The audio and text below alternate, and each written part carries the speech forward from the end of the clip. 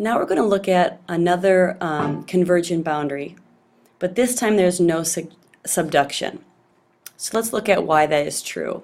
If you look at this bottom picture, you'll notice that the plates are colliding, which is a convergent boundary. However, in this case, both plates are oceanic. As we've learned, oceanic crust is more dense than continental crust. So when oceanic crust collides with another piece of crust, it will subduct and get pushed down.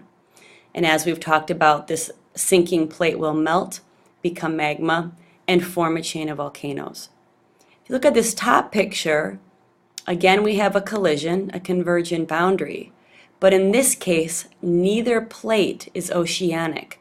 They are both continental. This means subduction will not happen. Neither plate will sink down.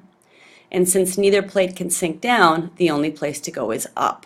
So when two continental plates collide, what we get in the center is a mountain, a long sort of folded or crumpled up area of crust. So you get a tall mountain or a tall chain of mountains.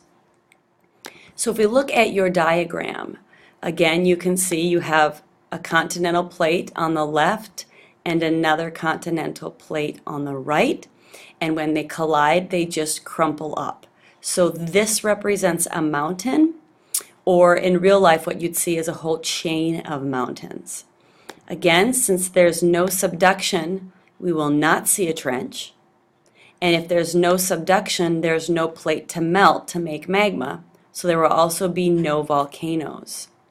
What you will see along the plate boundary, however, since these plates are moving and colliding, is you will see earthquakes along the plate margin or along the plate boundary where the faults would be. So you would see earthquakes in this area and mountains. An example, the Himalayas.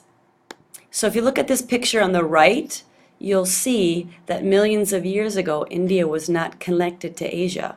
And as it moved northward, it hit Asia. It actually still is moving northward. And when it hit Asia, the landmass crumpled up and created this long chain of volcanoes called the Himalayas. One peak in the Himalayas is Mount Everest.